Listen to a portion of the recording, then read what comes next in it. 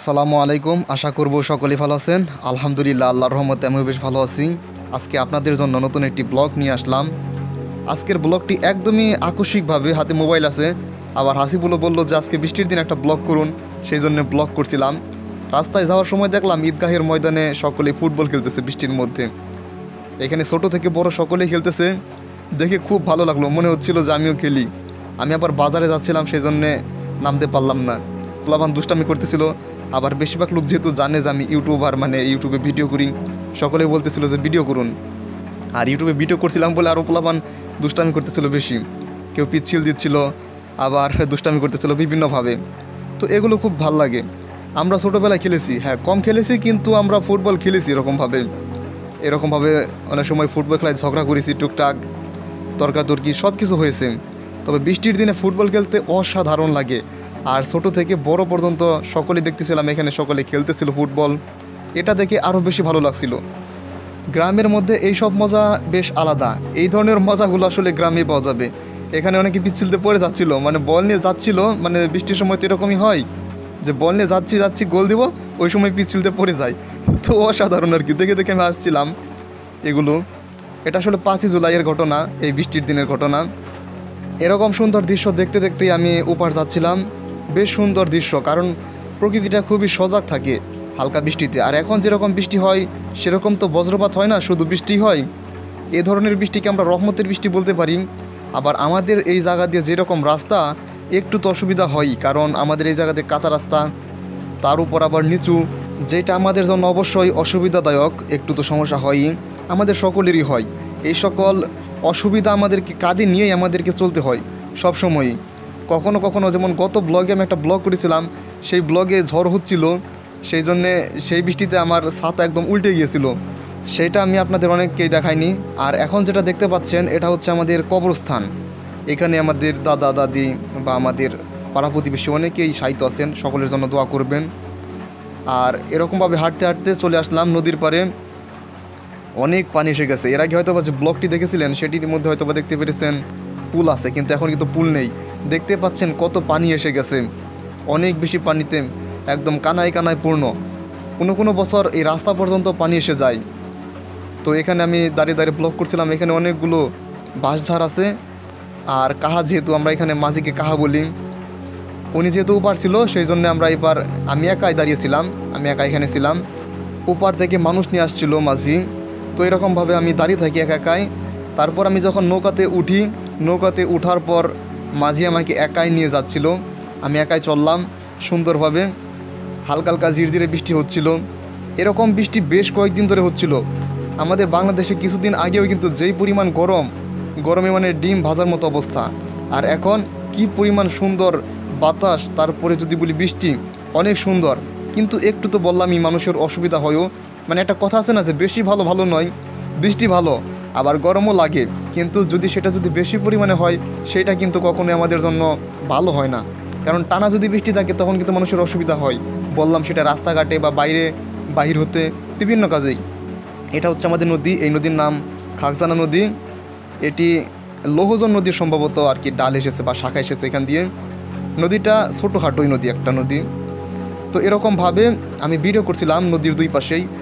নদীর তো আসলে সীমানা নেই, নদী তো খালি চলে যায়, নদীর পানি, নদীর স্রোত, সব কিছু এগুলোকে তো আর থামিয়ে দেওয়া যায় না।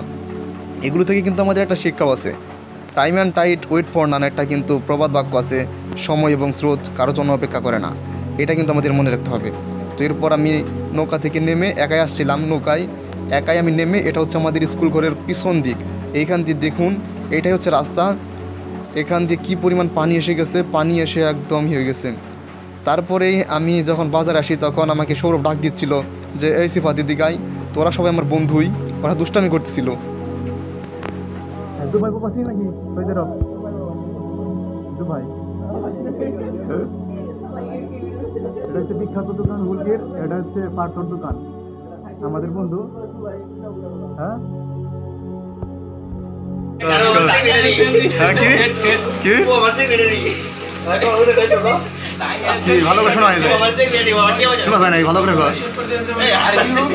আমরা যেহেতু সকলে বন্ধুই, তবে বন্ধুরা সবাই আর কি দুষ্টামি করতেছিলাম।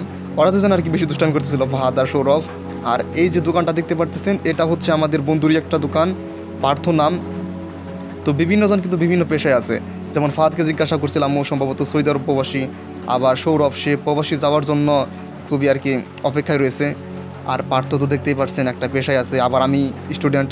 তো এরকমভাবেই কিন্তু ভেদাভেদ হয়ে যায়, আবার পার্থক্য হয়ে যায় আর কি, বা বিভিন্ন পেশায় কিন্তু মানুষ চলে যায়।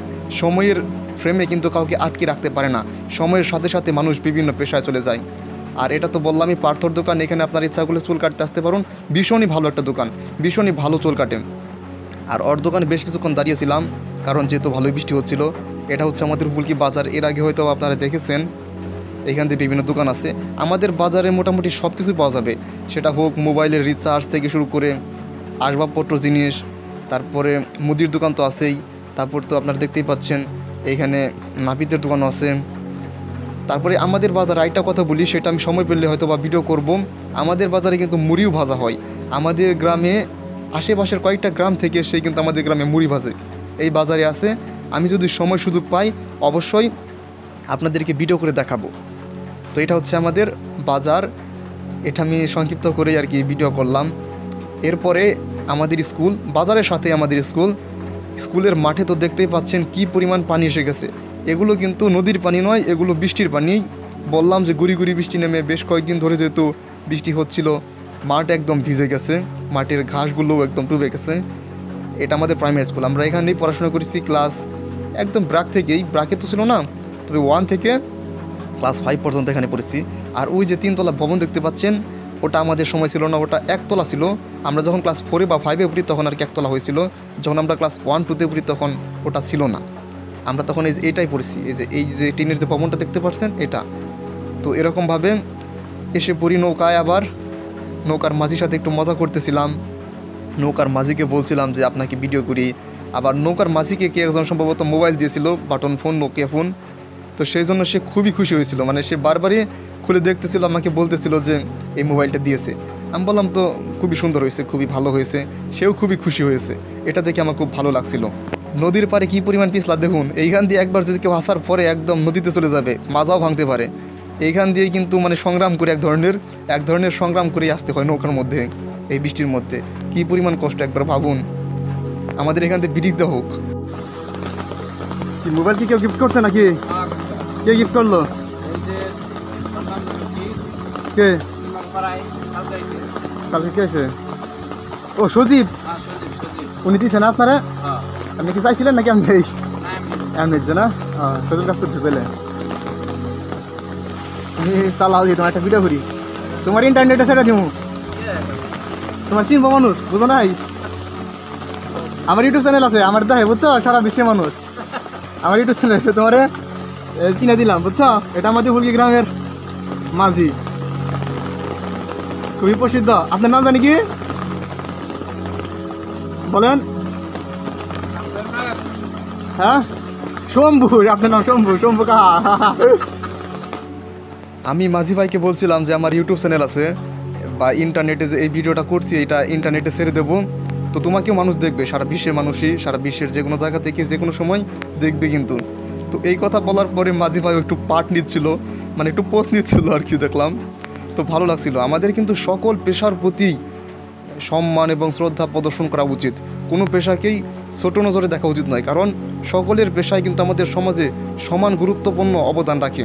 কারণ কোনো পেশা না থাকলে কিন্তু আমাদের সমাজ হয়তো বা পিছিয়ে পড়বে, সেই জন্যে আমাদের উচিত সকল পেশাকেই সম্মান করা এবং সকল পেশাকেই সমান নজরে দেখা।